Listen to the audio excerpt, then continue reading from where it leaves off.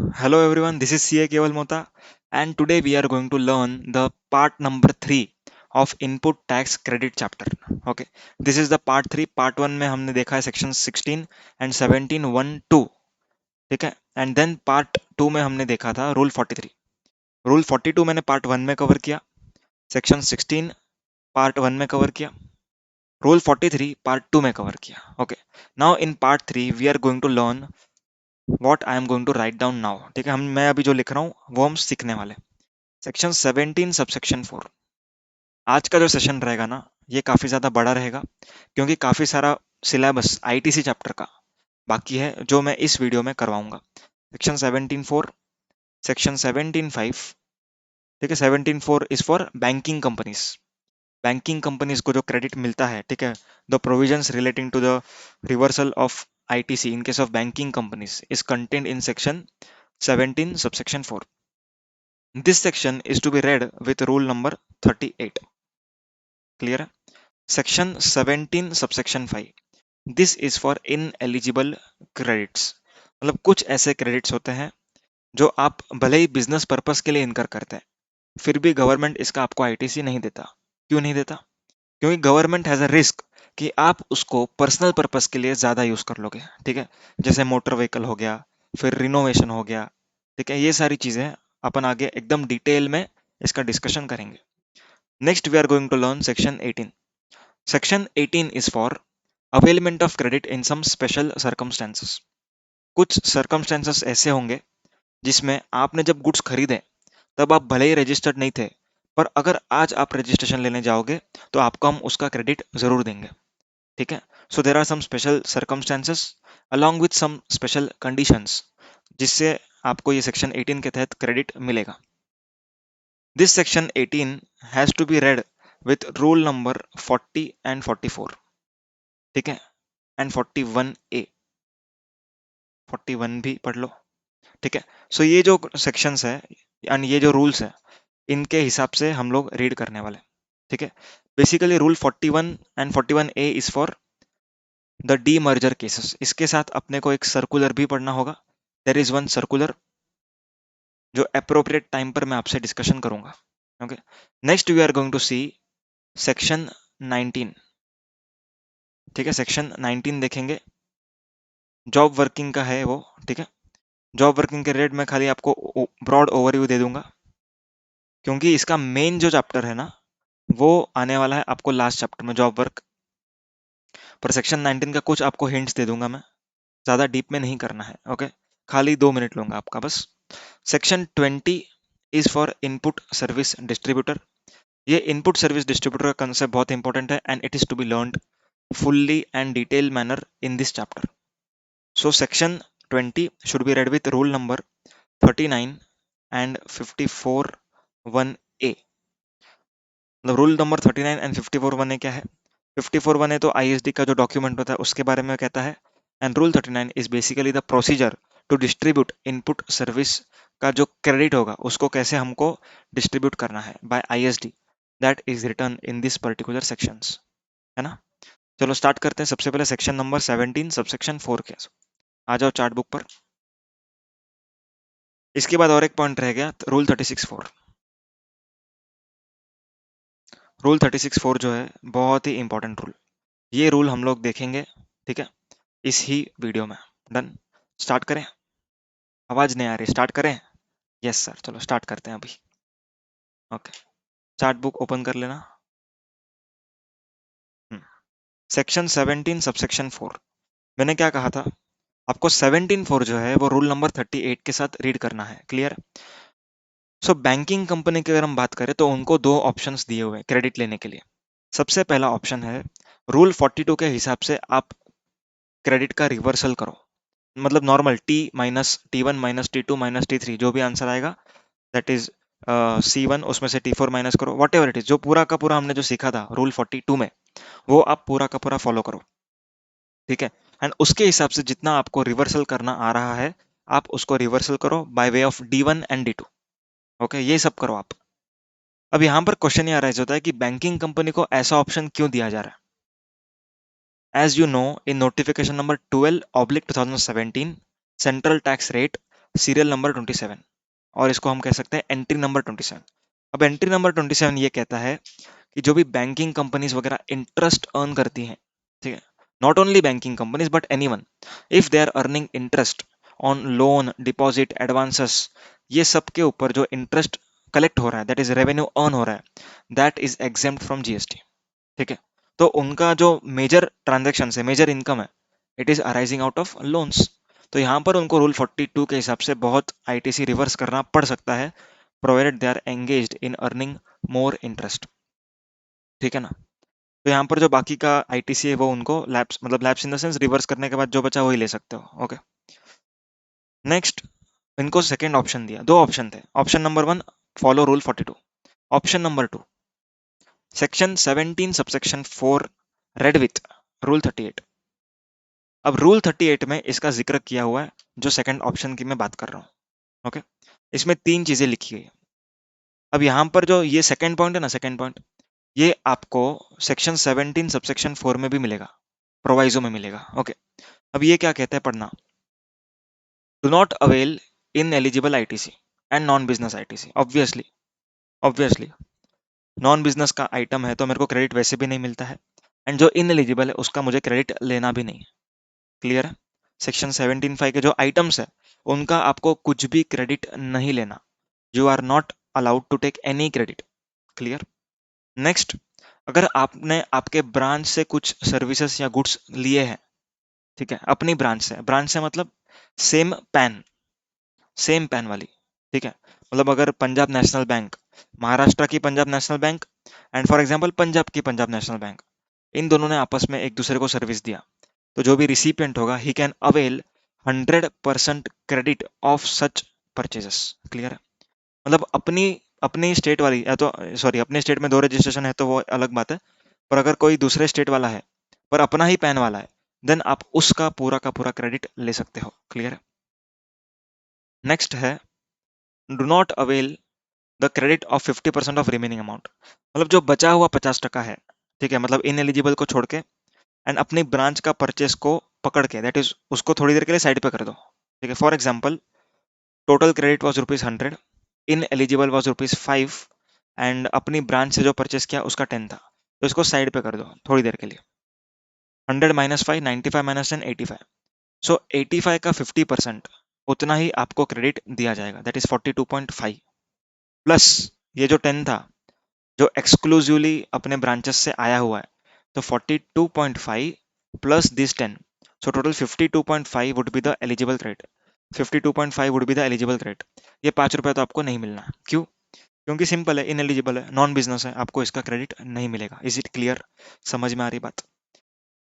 अब यहाँ पर एक चीज समझना, जो भी ऑप्शन बैंक को ऑप्ट करना है, वो ऑप्शन बैंक को साल में एक ही बार फॉलो करना है। ठीक है, मतलब आपको जो भी ऑप्शन फॉलो करना है, आपको पूरे साल के लिए उसको एक्सरसाइज करना पड़ेगा। Is it clear? ओके, चलते हैं आगे सेक्शन 17(5) की ओर। 17(5), the most important section, the most favourite section of ICAI.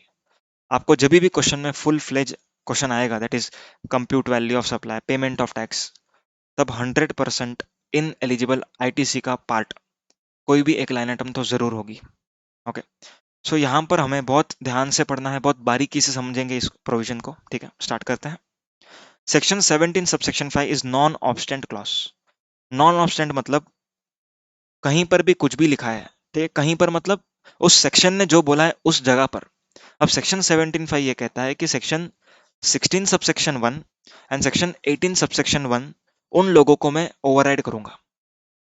मतलब यहां पर कैसे लिखा होगा, notwithstanding anything contained in section 16(1) और 18(1), the credit of following items shall not be allowed। मतलब 16(1) में क्या लिखा है, अब मुझे वो बताओ।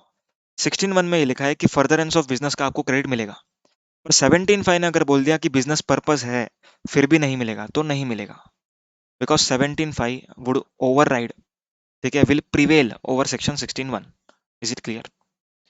सेक्शन 18(1), अब 18(1) कहता है कि भाई कुछ स्टॉक का अगर क्रेडिट है तो आपको मिलेगा। अपन देखेंगे आगे 4 कंडीशंस अलग अलग। ओके, तो यहाँ पर क्या कहता है कि भाई 18(1) के हिसाब से अगर जो क्रेडिट मिलने वाला है, पर वो सच में अगर ब्लॉक निकला, दैट इज सेक्शन 17(5) वाला निकला, तो आपको क्रेडिट नहीं दिया जाएगा। ठीक है, मतलब 17(5) is the section which overrides section 16 as well as section 18। Okay, चलो पढ़ते हैं अभी। सेक्शन 17(5)A, 17(5)AA, 17(5)AB, तीन सेक्शंस हम लोग अभी पढ़ेंगे। क्या लिखा गया है, पढ़ना। ITC will not be eligible on motor vehicles for transportation of persons, for transportation of persons which has approved sitting capacity of less than or equal to 13%। अब ब्रैकेट में मैंने जानबूझ के नहीं पढ़ा क्योंकि मुझे एक्सप्लेन करना है। ठीक है, रुक जाओ जरा। अगर सिटिंग कैपेसिटी लेस देन और इक्वल टू 13 है इंक्लूडिंग ड्राइवर, तो आपको उसका क्रेडिट नहीं मिलेगा, provided that motor vehicle is for transportation of person. अब यहां पर रेस्ट्रिक्शन किसको है, ट्रांसपोर्टेशन ऑफ पर्सन को। मतलब ऐसा व्हीकल अगर आप खरीदते हो जिसमें पर्सन ट्रांसपोर्ट हो सकते हैं, मतलब इंसान जा सकते हैं। फॉर एग्जांपल ऑल्टो लिया, मारुति सुजुकी का कोई गाड़ी ले ली, सैंट्रो ले लिया। ओके, अब इन सब गाड़ीज में इंसान ही जा पाएंगे। Okay, this motor vehicles can I say are designed to carry person, are designed to carry person, मतलब इसमें इंसान ही जा सकते हैं, इंसान के लिए ही बनाई गई है। ठीक है, अब यहां पर पर्सन पे रेस्ट्रिक्शन दिया, इट मींस अगर आपने गुड्स के लिए गुड्स का व्हीकल लिया, ठीक है, motor vehicle for transportation of goods, then it is allowed. अब यहां पर कॉमन डाउट क्या आता है स्टूडेंट का, मैं आपको बता रहा हूं। ठीक है, बोर्ड पर आ जाओ एक बार, कॉमन डाउट बता रहा हूं। अगर डाउट आपको नहीं भी आया तो फिर एक नया एंगल खुल जाएगा। ठीक है, फॉर एग्जाम्पल मैंने सेंट्रो गाड़ी खरीदी, सेंट्रो में ऑब्वियसली 5 सीटर कैपेसिटी है। Okay, now this motor vehicle is design to carry person, यहाँ पर इंसानों के लिए बनी हुई है। ओके, इंसानों को बैठने के लिए बनी हुई है। So this is for person, motor vehicle for person. अब यहां पर गवर्नमेंट बोलता है आपको हम क्रेडिट नहीं देंगे। क्यों नहीं देंगे? क्योंकि गवर्नमेंट को गारंटी है कि आप इसको बिजनेस के अलावा बाकी पर्पस के लिए भी ज्यादा यूज करोगे। भले ही आप राम के आदमी हो, कितने भी अच्छे आदमी हो, तो भी आप जरूर झूठ बोलोगे, बोलोगे कि भाई मैंने इसको बिजनेस के लिए यूज किया। पर हो सकता है कभी आपने अपने बच्चों को छोड़ने के लिए यूज किया, आप कभी पिकनिक पे चले गए, तो यहां पर गवर्नमेंट आपको क्रेडिट नहीं देगा। ठीक है ना। अब सेकंड केस इसमें ही पकड़ते हैं, आपने सेंट्रो खरीदी। ओके, 5 सीटर का कैपेसिटी है, पर आप बोलते हो कि सर मैं इस सेंट्रो को गुड्स ट्रांसपोर्ट के लिए यूज करूंगा, बाकी किसी के लिए यूज नहीं करूंगा, सिर्फ गुड ट्रांसपोर्ट के लिए।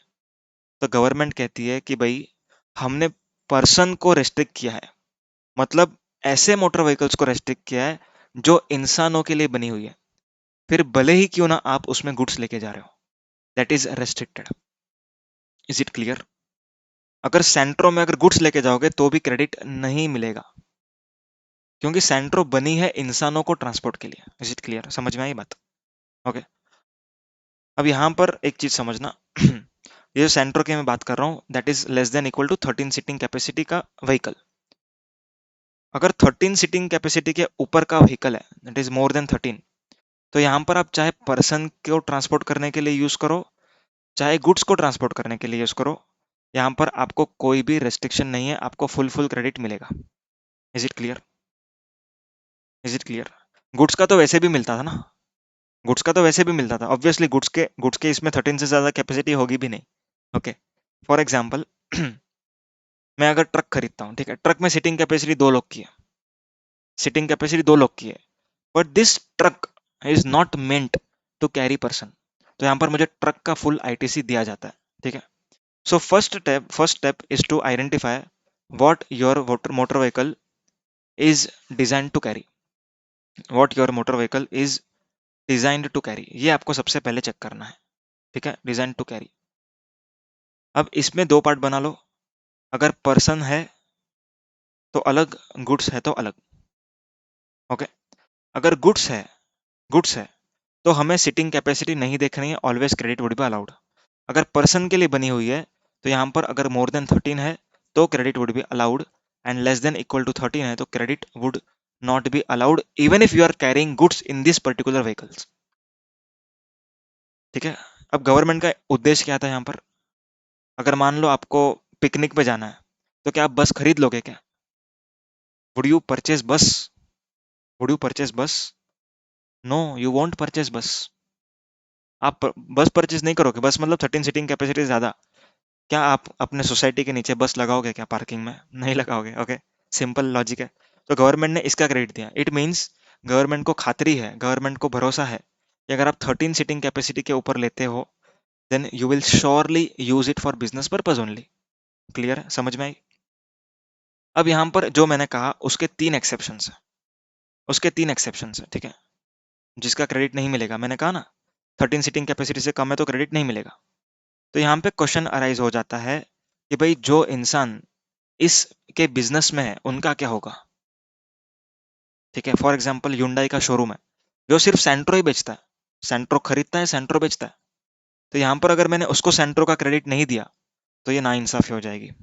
तो यहाँ पर गवर्नमेंट क्या कहती है कि अगर वो फर्दर सप्लाई के लिए आप लोग यूज करते हो, ध्यान से सुनना, फर्दर सप्लाई है आपका, ठीक है, further supply of such vehicles, in short आपका अगर बिजनेस पर्पस है देन आपको क्रेडिट दिया जाएगा।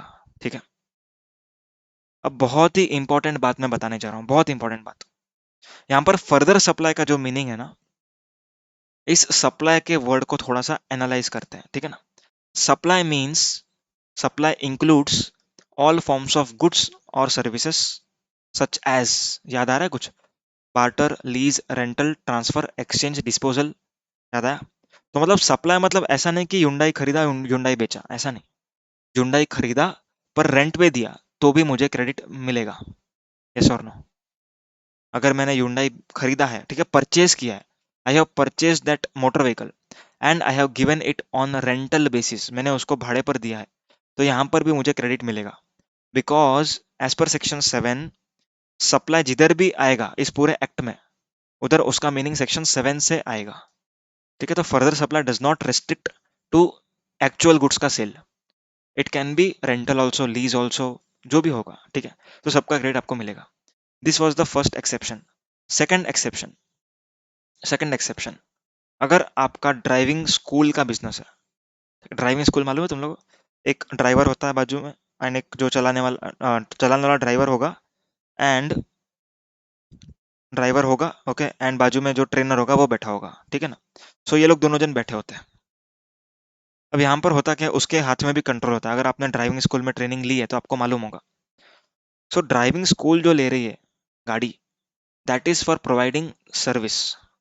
ड्राइविंग सिखाना एक खुद में सर्विस है, ओके। तो यहाँ पर गवर्नमेंट कहती है कि भाई आपको हम क्रेडिट देंगे अगर आप ड्राइविंग सिखा रहे हो, ठीक है। If you are teaching, imparting driving training, okay, imparting driving,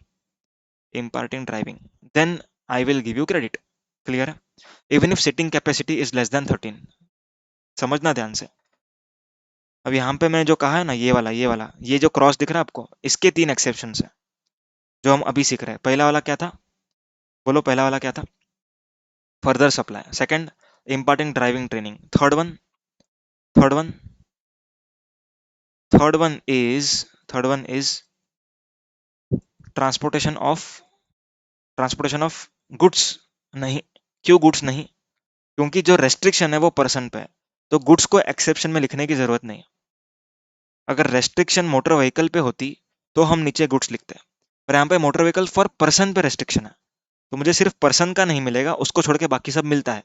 तो गुड्स के लिए बाय डिफॉल्ट क्रेडिट मिलता है, तो यहाँ पर एक्सेप्शन में लिखने की जरूरत नहीं।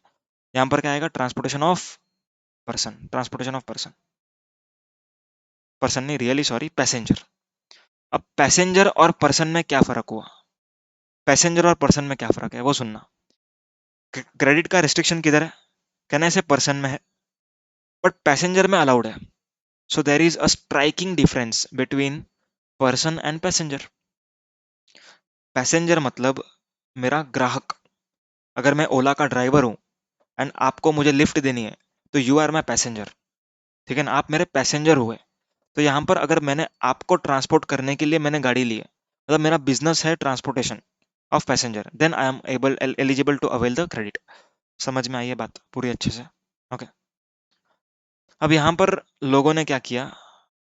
अब यहाँ पर लोगों ने सोचा, ध्यान देना, आगे बढ़ रहा हूँ। सेक्शन 17(5) एक क्लियर हो चुका है तुम लोग को, समझ रहा हूँ, एंड आगे बढ़ रहा हूँ। अब लोगों के दिमाग में एक थिंकिंग आई, कि यार ये लोग तो मोटर व्हीकल हम परचेस करते हैं ना तो क्रेडिट नहीं दे रहे हैं, तो एक काम कर लेते हैं, लीज पर ले लेते हैं। ध्यान से सुनना, मोटर व्हीकल को हम लीज पर ले लेते हैं। ओके, मोटर व्हीकल के परचेस पर, मोटर व्हीकल के परचेस पर रोक है ना, ध्यान देना, एकदम इंपॉर्टेंट बात, मोटर व्हीकल के परचेस पर रोक है। मैं आपको यहां पर लिख के बता रहा हूं, purchase of motor vehicle, purchase of motor vehicle for transportation of person is disallowed. ठीक है, ये आईटीसी अलाउड नहीं होगा। बट अगर आपने परचेस किया है फॉर फर्दर सप्लाई, सिर्फ मैं एक ही क्लॉज ले रहा हूं, फर्दर सप्लाई वाला, मतलब लीज, रेंटल, कुछ भी आपने दिया, लाइसेंस, जो जो भी किया आपने इसको, उस गाड़ी का, आपको क्रेडिट मिलेगा। अब यहां पर क्या हो रहा है, अब गाड़ी खरीदते हो, ध्यान से सुनना, गाड़ी खरीदते हो एंड फिर फर्दर सप्लाई कर। ओके, अब यहां पर गवर्नमेंट ने क्या कहा कि भाई आप चालाक हो तो हम डबल चालाक है। आप लोग को लगता है ना कि परचेस पर रोक लगाइए, तो अब हम रोक किस पर लगाएंगे? अगर आपने भाड़े पे लिया, लीज, हायरिंग, रेंटल, अगर आपने किसी पर भी लिया, ठीक है, लीज, रेंटल, हायरिंग, एटसेट्रा, अगर आपने लेस देन 13 सीटिंग कैपेसिटी का व्हीकल अगर आपने भाड़े पर लिया, रेंटल पे लिया, एंड उस एक्सेप्शंस को भी फॉलो नहीं कर रहे हो आप, देन आपको हम क्रेडिट नहीं देंगे। देन आपको हम क्रेडिट नहीं देंगे। ये कहां पर लिखा हुआ है? ये आगे वाले सेक्शन में लिखा है, ये आगे वाले सेक्शन में लिखा है, इधर नहीं लिखा है। ठीक है, जो सेक्शन 17(5)(a) है, वो सिर्फ इतना कहता है, मोटर व्हीकल अगर आपने खरीदा, मोटर व्हीकल खरीदा एंड फिर कुछ उसका फर्दर सप्लाई नहीं किया, इंपॉर्टेंट ड्राइविंग नहीं किया, ट्रांसपोर्टेशन पर्सन नहीं किया, and less than seating capacity 13 का है, तो आपको हम क्रेडिट नहीं देंगे।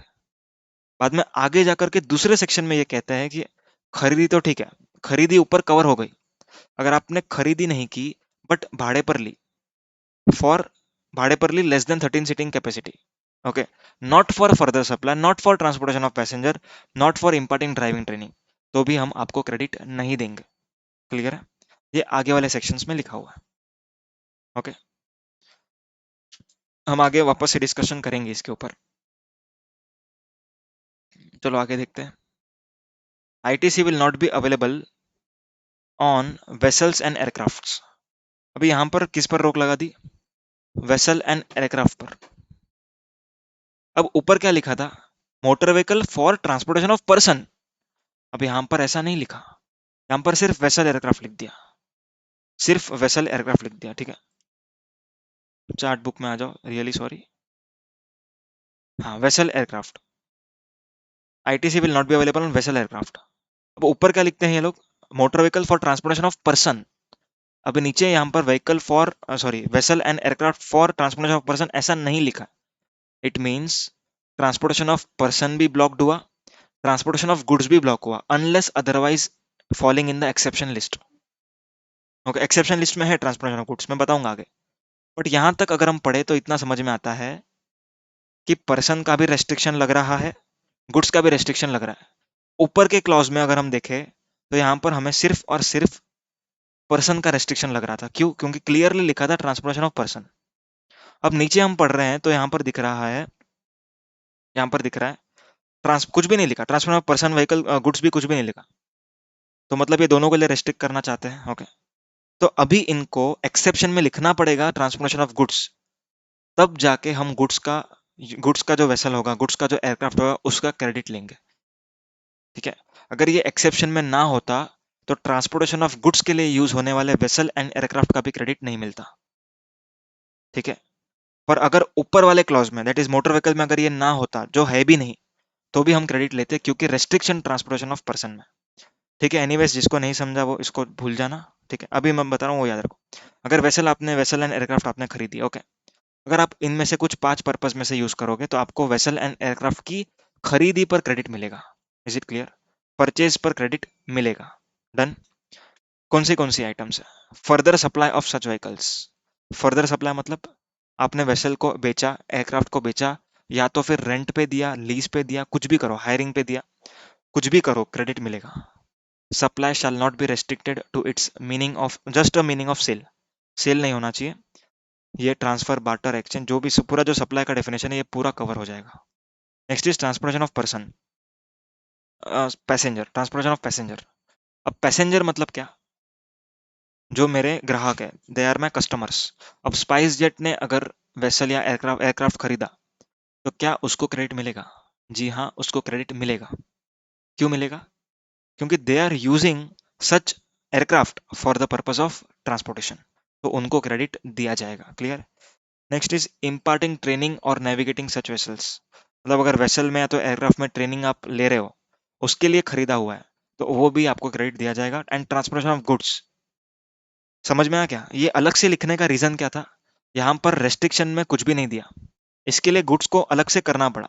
सो इन शॉर्ट, यहाँ पर फाइनली क्या रेस्ट्रिक्ट होता है? कैन आई से चार्टर्ड प्लेन्स। अगर मुकेश अंबानी जी का चार्टर्ड प्लेन है, अब चार्टर्ड प्लेन जो है वो ना ही बेचने के लिए लिया है, ना ही लीज पे देने के लिए लिया, कुछ भी नहीं। पैसेंजर तो नहीं, बरोबर है, सेल्फ यूज के लिए लिया है। यहाँ उस चार्टर्ड प्लेन में कोई सीख भी नहीं रहा है, एंड गुड्स के लिए यूज भी नहीं हो रहा। तो यहाँ पर जो पर्सनल हेलीकॉप्टर्स, पर्सनल एयरक्राफ्ट्स होंगे, उनका क्रेडिट नहीं दिया जाएगा। Is it clear? डन है? ओके। नेक्स्ट यहाँ पर लिखते हैं, further credit of general insurance servicing repair maintenance shall be available in so far as it relates to motor vehicle vessel or aircraft on which credit is available. मतलब अगर आपको vessel or aircraft का या तो motor vehicle का credit मिलता है, तो उसके रिलेशन में अगर आप रिपेयर करवाते हो तो भी क्रेडिट मिलेगा, अगर आप इंश्योरेंस करवाते हो तो भी क्रेडिट मिलेगा। समझ में आई बात? मतलब आपको अगर सर्विस का क्रेडिट देखना है, ठीक है, ये सर्विसिंग, रिपेयर, मेंटेनेंस, तो आपको क्या चेक करना पड़ेगा? आपका मोटर व्हीकल का क्रेडिट मिला था क्या? अगर मिला था तो इसका भी मिलेगा, नहीं तो नहीं मिलेगा। क्लियर है? Next, section 17(5)(b), 17(5)(b), very important. देखो ये वाला पॉइंट मैंने डिस्कस किया है ना, ये वाला पॉइंट मैंने डिस्कस किया। Now section 17(5)(b says that there are certain services, इसके ऊपर हम क्रेडिट नहीं देंगे। ओके, अगर आपने ये खरीदी किया हुआ है तो हम क्रेडिट नहीं देंगे, पर कुछ एक्सेप्शंस जरूर है। अब यहाँ पर समझते हैं कि क्या आइटम्स है वो। अगर आपको याद रखना है एग्जाम पर्पज के लिए, तो आप कैसे याद रखोगे? FOB HCl²। मैंने लास्ट टाइम के वीडियोस में भी ये सब बातें की थी, ये शॉर्ट फॉर्म्स बताए थे। FOB HCl²। एफ मतलब फूड एंड बेवरेज, ठीक है, फूड एंड बेवरेज अगर आपने खरीदा है देन आपको क्रेडिट नहीं मिलेगा। इसके पीछे रीजन क्या है? मैंने आप लोग को बताया कि गवर्नमेंट समझती है कि कुछ कुछ ऐसी चीजें हैं जिनमें आप पर्सनली ज्यादा यूज करोगे, ठीक है, मतलब अगर आपको इसका क्रेडिट दिया जाए तो आप लोग घर पे खाना खाओगे एंड फिर यहाँ पर क्रेडिट आके ले लोगे। तो यहाँ पर गवर्नमेंट ने कहा कि भाई आपको इसका क्रेडिट हम नहीं देंगे। Clear? So food and beverage का क्रेडिट नहीं मिलेगा। अब क्वेश्चन ये अराइज होता है कि क्या वाटर का क्रेडिट मिलेगा, पानी का? So answer is water does not fall in the ambit of beverage. तो अगर क्वेश्चन में दिया है कि पानी खरीदा, तो पानी का आपको क्रेडिट मिल जाएगा, because water is not a beverage. Beverage मतलब drinks, soft drink, hard drink, जो भी है उसको हम बोलते हैं beverage. Outdoor catering, very important. देखो इन सबका एक्सेप्शन मैं एक साथ बताऊंगा, पहले खाली एक्सप्लेन कर रहा हूँ, बाद में एक्सेप्शंस बताऊंगा, सबका एक्सेप्शन एक साथ। आउटडोर केटरिंग, अगर आपके बिजनेस में, ठीक है, कोई इवेंट है, आपने आउटडोर केटरिंग सर्विसेज लिया है, ओके, तो यहाँ पर आपको क्रेडिट नहीं मिलेगा। आउटडोर केटरिंग आपने करवाया ना, आपने अपने एम्प्लॉयज के लिए खाना अरेंज करवाया, आपको क्रेडिट नहीं दिया जाएगा। ओके, तो यहाँ पर लोग क्या करते हैं, इवेंट मैनेजमेंट सर्विसेज लेते हैं जिसके अंदर आउटडोर केटरिंग कवर हो जाती है, और यहाँ पर गवर्नमेंट बोलती है कि आप इवेंट मैनेजमेंट सर्विस का क्रेडिट लो। लो मतलब ना नहीं बोला, मतलब लेना है। तो गवर्नमेंट ने कुछ भी नहीं बोला, यहाँ पर बिजनेस लोग क्या करते हैं, इवेंट मैनेजमेंट सर्विस का पूरा क्रेडिट लेते हैं। क्लियर है? पर आप खाली अगर आउटडोर केटरिंग सर्विस लेते हो तो आपको क्रेडिट नहीं मिलेगा। If you take event management service as a package, पूरा का पूरा पैकेज आप लेते हो, तो आपको क्रेडिट मिल जाएगा। Is it clear? बिकॉज आपका predominant service was event management, अभी उसमें लग रहा है आउटडोर केटरिंग तो लेना ही पड़ेगा ना। Okay, next is beauty treatment, needless to explain. Health services, okay, cosmetic and plastic surgery. देखो FOB हो गया, H हो गया, food and beverages, outdoor catering, health, outdoor catering, beauty treatment, health services, ये चार हुआ। C is for cosmetic and plastic surgery. अगर आप प्लास्टिक सर्जरी करवाते हो, भले ही बिजनेस के लिए ही, पर आपको क्रेडिट नहीं मिलेगा। समझ में आई बात? अब यहाँ पे क्वेश्चन अराइज होता है कि सर अगर कोई मूवी में काम करना है किसी को, फॉर एग्जाम्पल मेरी नाक गोल है, बरोबर, आप लोग देख रहे होंगे गोल है, तो यहाँ पर अगर मेरे को नाक शार्प करवानी है for acting in a movie, तो जो मूवी का जो कंपनी होगा, प्रोड्यूसर कंपनी प्रियदर्शिनी, उन्होंने क्या किया, कॉस्मेटिक एंड प्लास्टिक सर्जरी का खर्चा किया मेरे ऊपर। हालांकि मैं ऐसा नहीं दिखता हूँ कि पिक्चर में एक्टिंग कर पाऊंगा, ओके, सो एग्जाम्पल है खाली, ठीक है। सो अगर प्लास्टिक सर्जरी मेरा करवा के दिया उन्होंने for the purpose of acting in business, तो क्या यहाँ पर क्रेडिट मिलेगा? इस क्वेश्चन का आंसर थोड़ी देर के बाद हम लोग डिस्कस करेंगे, आप लोग को समझ जाएगा। मैं डिस्कस नहीं करूंगा तो भी समझ जाएगा, ओके। चलो, next is L. L square था, स्क्वायर मतलब नीचे भी एल है, ऊपर भी एल है। Leasing, renting, hiring of motor vehicle, vessel or aircraft on which ITC is not allowed. ठीक है, अगर ऐसे कोई मोटर व्हीकल्स हैं, ठीक है, ऐसे कोई वेसल एयरक्राफ्ट है जिसके ऊपर आईटीसी आपको नहीं मिलता था, एंड आपने उसको भाड़े पर लिया, ठीक है, उसके परचेज पर अगर आईटीसी नहीं मिल रहा होगा आपको, तो आपको उसके लीजिंग, रेंटिंग, हायरिंग पे भी आईटीसी नहीं मिलेगा, वो भी ब्लॉक्ड है। क्लियर है? समझ में आया? Life insurance and health insurance, ठीक है, इसका भी क्रेडिट नहीं मिलता, आप लोग को मालूम है ये चीज़ है, क्योंकि यहाँ पर पर्सनल के लिए यूज होने का चांसेस बहुत ज़्यादा है। इन सब केसेस में ना पर्सनल को बेनिफिट ज़्यादा हो रहा है। आपने बहुत ध्यान से अगर देखा होगा, सेक्शन को ऑब्जर्व करो, ड्राफ्टिंग को। फूड एंड बेवरेज मैं अपने लिए खा रहा हूँ, मेरा पेट बढ़ेगा, मेरा भूख मिटेगा। आउटडोर केटरिंग, मेरा भूख मिटेगा। पर्सन को ज़्यादा फायदा होगा। ब्यूटी ट्रीटमेंट, मैं अच्छा दिखूंगा। हेल्थ सर्विसेज, मैं ठीक हो जाऊंगा। कॉस्मेटिक प्लास्टिक सर्जरी, मेरी नाक तोते जैसी बरोबर हो जाएगी, ओके। लीजिंग, रेंटिंग, ठीक है, ये तो अलग बात है, मैं यहाँ पर ट्रैवलिंग कर सकूंगा। लेस देन 13 है मतलब मैं पिकनिक में जा सकता हूँ, यहाँ पर मेरा फायदा हुआ। लाइफ इंश्योरेंस, हेल्थ इंश्योरेंस, मेरी हेल्थ सेफ हो रही है। मतलब हर जगह पर यहाँ पर पर्सन को बेनिफिट ज्यादा मिल रहा है, इसीलिए यहाँ पर क्रेडिट रोका गया है, ओके। अब इन सब का कुछ एक्सेप्शंस है, इन सबके कुछ एक्सेप्शंस हैं, ओके। दो एक्सेप्शंस हैं, दो एक्सेप्शंस। एक्सेप्शन नंबर वन, पहले छोटा वाला कर लेते हैं फिर बड़ा वाला करते हैं, ठीक है, सेकंड वाला छोटा है, ये कर लेते हैं। It is obligatory for an employer to provide the same to its employees under any law. अगर एम्प्लॉयर को किसी लॉ के तहत किसी एम्प्लॉय को इनमें से कोई भी सर्विस देनी पड़ रही है, तो उसको उसका क्रेडिट मिलेगा।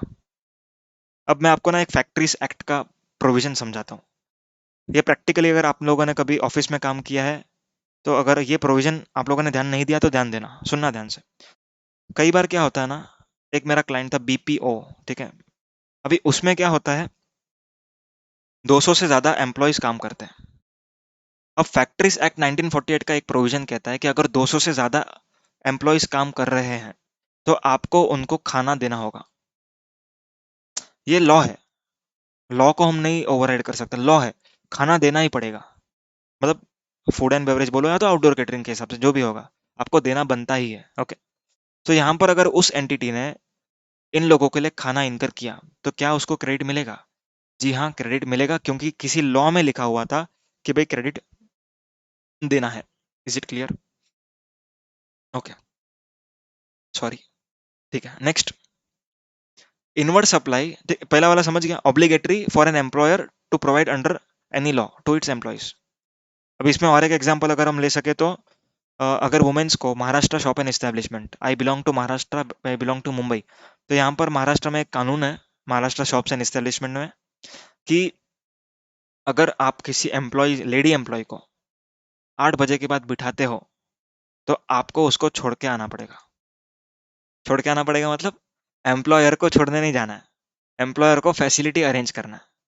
यहाँ पर काफी बच्चे खुश हो गए कि भाई हम लोग को छोड़ने मिलेगा।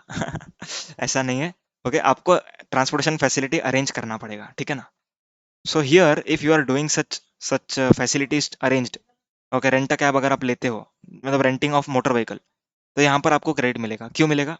क्योंकि महाराष्ट्र शॉप्स एंड एस्टेब्लिशमेंट ने कहा है आपको, भाई उसको छोड़ के आओ, मतलब उसको छोड़ने के लिए ट्रांसपोर्टेशन अरेंज करो, ठीक है। चलो, so first point is clear along with examples. Point number two, inward supplies is used by a registered person for making outward supply of same category or as a element of composite or mixed supply, very important। अब तुम लोग ना मेरे event manager के point of view से सोचो, मतलब अगर मैं इवेंट मैनेजर हूँ, मुझे किसी कंपनी का एक इवेंट को ऑर्गेनाइज करना है। मेरा आउटपुट सर्विस क्या है? कहने से इवेंट मैनेजमेंट है। Event management, okay.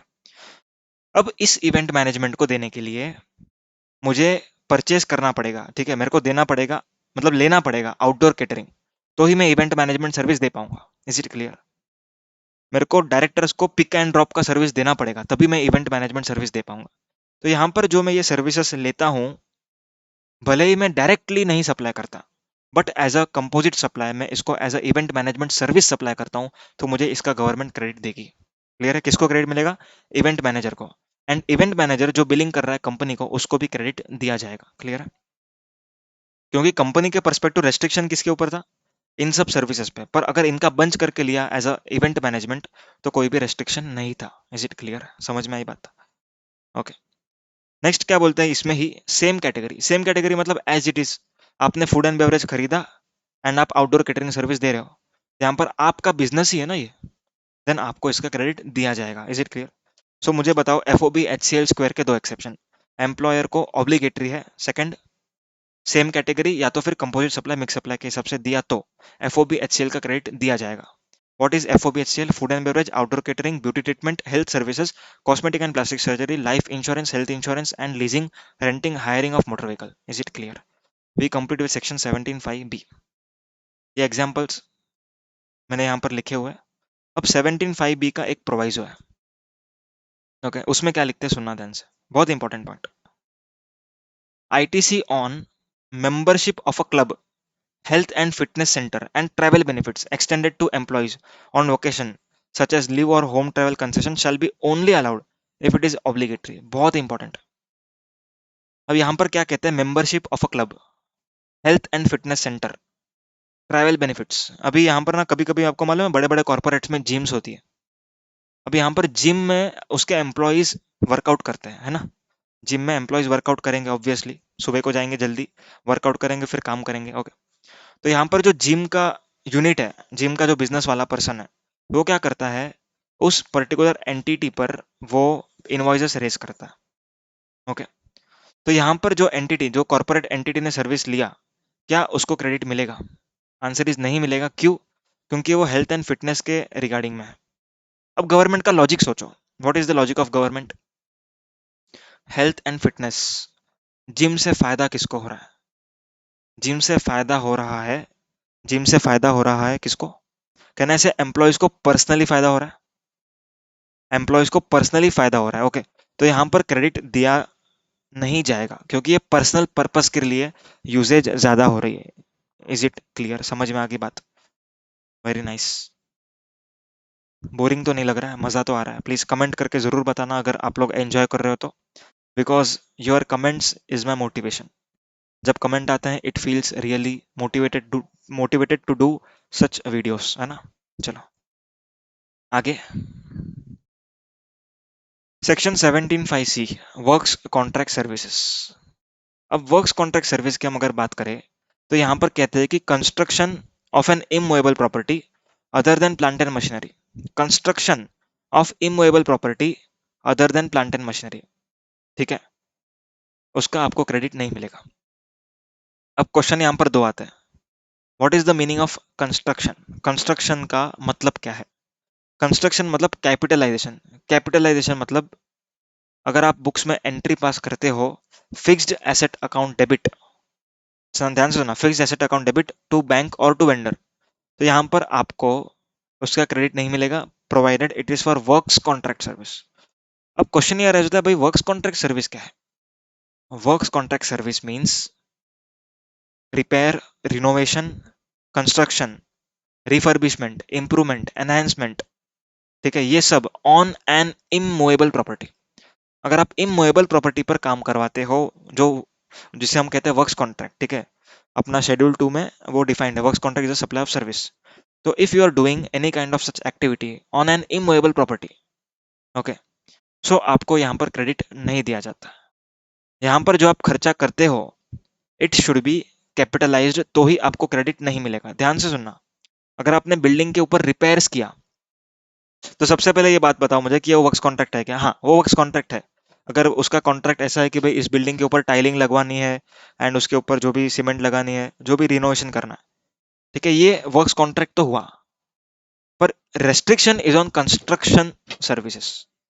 What is the meaning of construction? Construction means capitalization. अगर आप उस खर्चे की एंट्री ऐसे मारते हो, building account debit to some vendor, तो यहाँ पर आपको क्रेडिट नहीं दिया जाएगा। अगर आप इसका एंट्री मारते हो repair and maintenance account debit to vendor, तो आपको इसका क्रेडिट मिल जाएगा। ध्यान से सुनना, repair and maintenance is PNL item, where as building is a fixed asset item. Clear है? अब ऐसा क्यों किया है गवर्नमेंट ने? What is the logic behind it? ठीक है, आज तक अपन ने लॉजिक तो देखा ही नहीं ना, ठीक है, तो अपन अब लॉजिक देखते हैं। गवर्नमेंट कहती है कि जो भी चीज आप पीएनएल में चार्ज करोगे, वो आप पूरा पूरा अपने कॉस्ट में ऐड करके रिकवर करते हो। वेरेज जो आप कैपिटल एक्सपेंडिचर करते हो, वो आप उसका प्रपोर्शन, दैट इज डेप्रिसिएशन का थोड़ा सा पार्ट ऐड करके रिकवर करते हो। बट जो आप अगर पीएनएल में डालोगे, तो आप उसका पूरा पूरा क्या करते हो, उसको कॉस्ट में ऐड करते हो एंड रिकवर करते हो। सो गवर्नमेंट बोलती है कि भाई जो आप पीएनएल में ऐड किए हो, वो आप मेरे को उसके ऊपर जीएसटी आप आगे जाकर मुझे दोगे। ठीक है, फॉर एग्जाम्पल 100 का मेरा कॉस्टिंग है, प्लस मेरा प्रॉफिट 20 रुपया, 120 में मैं कुछ आइटम बेचूंगा। क्लियर है? तो यहाँ पर 100 का जो कॉस्टिंग है, इस 100 में पीएनएल की सारी आइटम्स होंगी, बट कैपिटल एक्सपेंडिचर का सिर्फ कुछ प्रपोर्शन होगा। सो गवर्नमेंट इज वेरी लालची, वेरी ग्रीडी, बोलती है पीएनएल में अगर डालते हो तो ही मैं आपको क्रेडिट दूंगा, नहीं तो क्रेडिट नहीं दूंगा। क्लियर? पर यहाँ पर गवर्नमेंट अब थोड़ा सा रिलैक्स होने वाली है, गवर्नमेंट थोड़ा सा रिलैक्सेशन मोड में आएगी। अभी सुनना क्या बोल रहा हूँ। अगर आपने प्लांट एंड मशीनरी को कैपिटलाइज किया, if you have capitalized plant and machinery, then in that case this PNL और फिक्स एसेट वाला रूल नहीं लगेगा। अगर आप प्लांट एंड मशीनरी को कैपिटलाइज भी करते हो, तो भी आपको पूरा का पूरा क्रेडिट दिया जाएगा। Is it clear? तो अब यहाँ पर मैं ना आपको एक एक चार्ट बना करके बताता हूँ, इजीली अंडरस्टूड हो जाएगा। वर्क्स कॉन्ट्रैक्ट सर्विस, इसमें दो पार्ट बनाने के आपको, ठीक है, आ जाओ व्हाइट बोर्ड पर। इसमें दो पार्ट बनाने हैं आपको। ओके, सबसे पहला पार्ट होगा प्लांट एंड मशीनरी, यहाँ पर other than plant and machinery. Clear है? थोड़ा सा स्पीड में चलते हैं, अभी टाइम का रिस्ट्रिक्शन है। Other than plant and machinery, plant and machinery अगर होगा तो आपको क्रेडिट मिलेगा इररिस्पेक्टिव ऑफ वेदर और नॉट कैपिटलाइज्ड। अगर other than plant and machinery है, तो आपको चेक करना है कि पीएनएल में डेबिट हुआ है या फिर फिक्स्ड एसेट में डेबिट हुआ है। क्लियर? अगर पीएनएल में डेबिट हुआ है तो आपको क्रेडिट दिया जाएगा, अगर फिक्स एसेट में डेबिट हुआ है तो क्रेडिट नहीं दिया जाएगा। एंड इस क्रेडिट नहीं देने में एक्सेप्शंस है, यहाँ पर एक्सेप्शंस चालू होंगे। ठीक है, अब मैं एक्सेप्शंस की बात करता हूँ। एक्सेप्शन नंबर 1, अभी हम आएंगे पीडीएफ में, दैट इज चार्ट बुक में। Second one is the exception. क्या कहा जाता है? Input service for further input service for further supply of works contract. मतलब कई बार क्या होता है, अगर सब कॉन्ट्रैक्टिंग सर्विसेज हो रही है, ठीक है, मतलब मेरे को अगर समझो एयरपोर्ट अथॉरिटी ऑफ इंडिया ने कॉन्ट्रैक्ट दिया है ना, अब यहाँ पर जो कॉन्ट्रैक्ट मुझे मिला है, ये पूरा का पूरा मैं नहीं बनाऊंगा, मैंने सब कॉन्ट्रैक्ट किया। तो जो सब कॉन्ट्रैक्टर है, वो उसने मुझे वर्क्स कॉन्ट्रैक्ट सर्विस दिया, एंड वो चीज मैं किसको दे रहा हूँ? एयरपोर्ट अथॉरिटी ऑफ इंडिया को। तो यहाँ पर जो मुझे वर्क्स कॉन्ट्रैक्ट सर्विस मिली है, उसका मुझे क्रेडिट मिलेगा, क्योंकि ये मेरा बिजनेस पर्पस होगा। Is it clear? समझ में आया? बाकी का सारा चीज मैंने बता दिया है। नेक्स्ट इज गुड्स और services used in self construction. अब दिमाग लोगों का बहुत तेज है, ठीक है, लोगों का दिमाग मतलब ऐसा दौड़ता है ना, मिल्खा सिंह जैसा। बोलते कि आपने बोला कि वर्क्स कॉन्ट्रैक्ट सर्विस नहीं लेने का, तो हम क्या करेंगे? वर्क्स कॉन्ट्रैक्ट सर्विस नहीं लेंगे। वर्क्स कॉन्ट्रैक्ट मतलब क्या था? गुड्स और सर्विस एक ही जन से एंड उसका कंस्ट्रक्शन करवाया। बट हम अब क्या करेंगे? गुड्स किसी और से लेंगे एंड सर्विस किसी और से लेंगे। ठीक है, तो यहाँ पर गवर्नमेंट बोलती है कि भाई तुम चालाक हो, तो हम डबल चालाक है। तो यहाँ पर गवर्नमेंट बोलती है कि अगर आप गुड्स और सर्विसेज सेल्फ कंस्ट्रक्शन के लिए भी यूज करते हो, तो भी आपको क्रेडिट नहीं दिया जाएगा। Is it clear? Now this clauses, अभी मैं कुछ आउट ऑफ द वे बात कर रहा हूँ, आपके एग्जाम में नहीं एप्लीकेबल है। जिसको नहीं सुनना वो 10-20 सेकंड फॉरवर्ड कर ले। ओके, अब क्वेश्चन ये अराइज होता है कि कभी कभार ना मैं इन द सेंस बिजनेसमैन जब भी इनकर करता है कोई एक्सपेंडिचर, ठीक है, फॉर एग्जांपल मैंने एक शॉपिंग मॉल बनाई, बरोबर। अब शॉपिंग मॉल जब मैंने बनाया है, उसको भाड़े पर देने के लिए बनाया। ओके, मैंने बहुत बड़ा बिग बाजार का एक जगह है, उसमें मैंने बिग बाजार पूरा खड़ा किया। अब वो बिग बाजार मैं क्या करता हूँ, जो एवेन्यू फ्रेश जो भी है, बिग बाजार का नाम पता नहीं मुझे, तो उसको मैं दे रहा हूँ लीज पर। I am a owner of the land, I have I have made a building.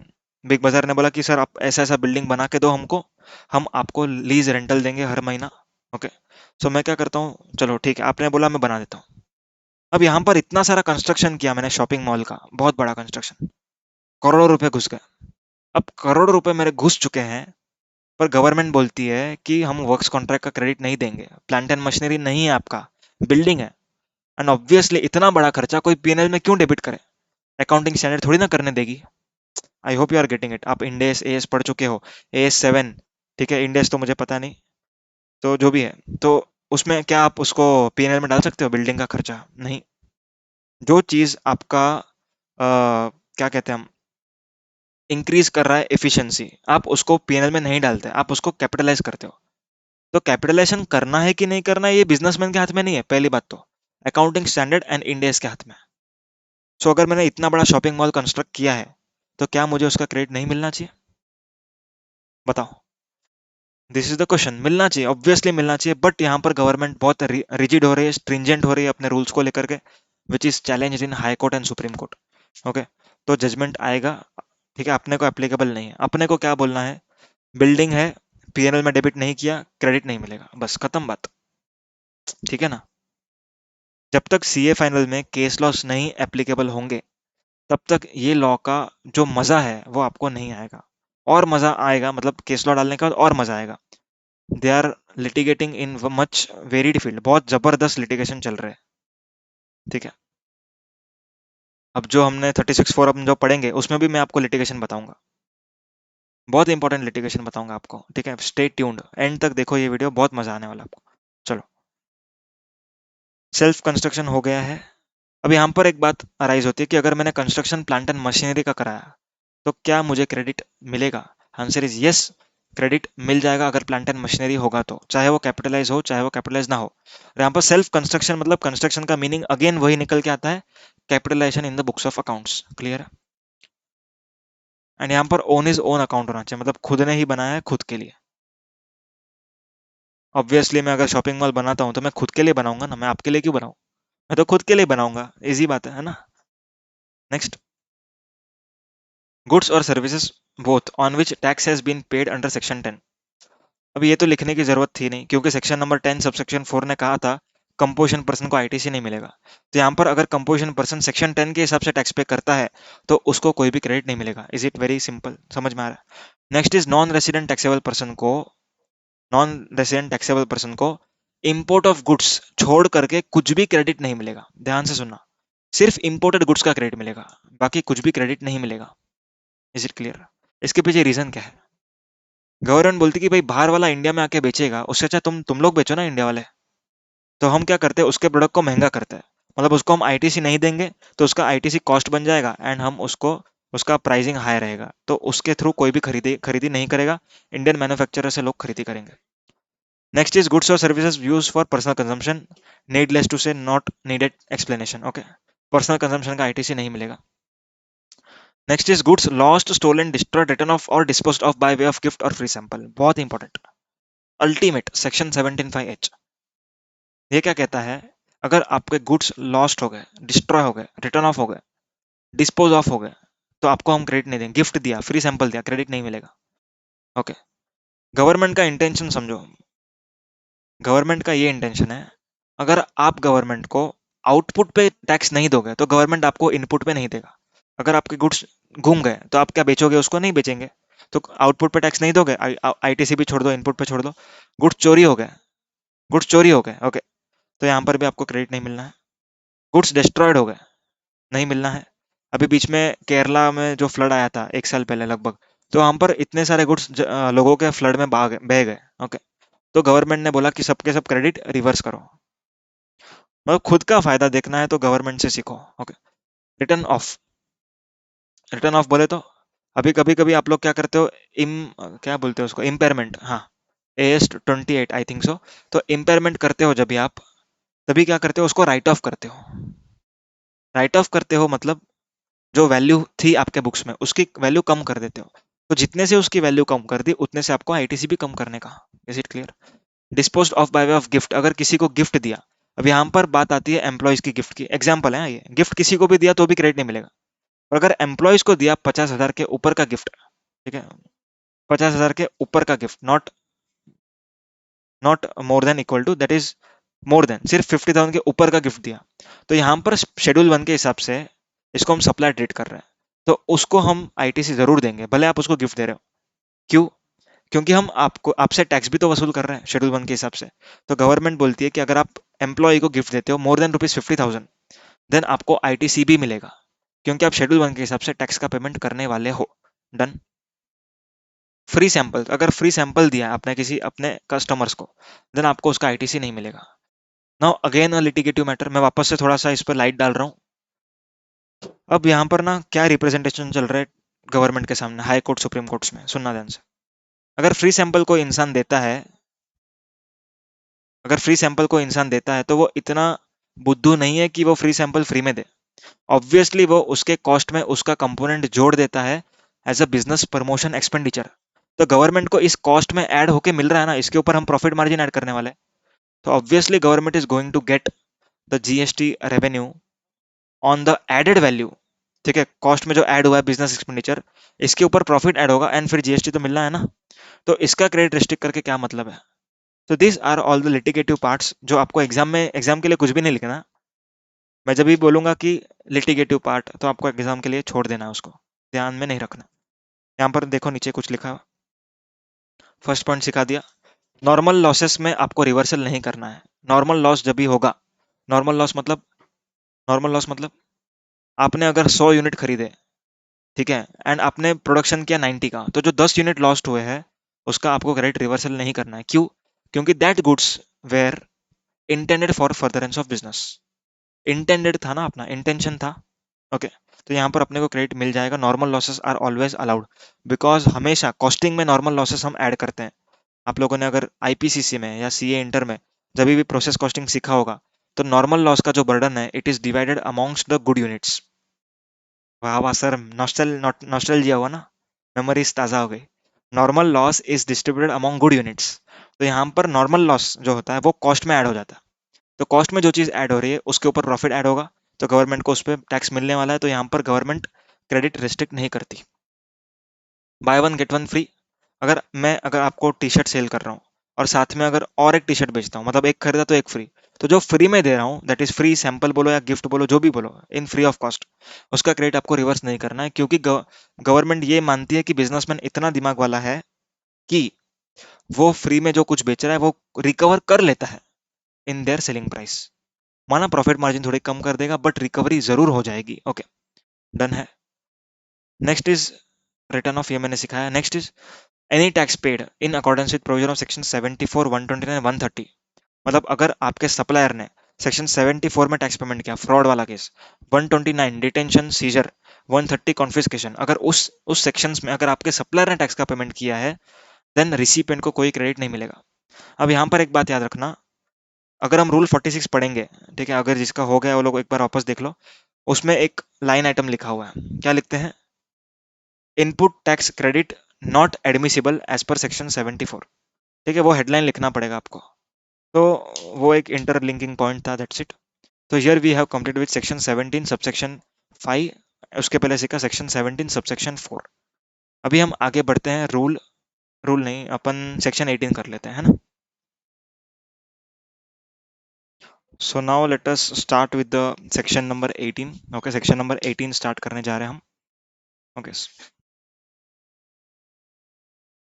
Now as you can see on the screen, section number 18, availability of credit in special circumstances, that is change in nature of supply और change in nature of registered person. Okay, मतलब यहाँ पर क्या लिखा हुआ है कि अगर आपका सप्लाई का नेचर चेंज होता है, मतलब आप अगर टैक्सेबल से एग्जेम्प्ट में जा रहे हैं एंड एग्जेम्प्ट से टैक्सेबल में जा रहे हैं और वाइस वर्सा, वॉट एवर द सिचुएशन इज।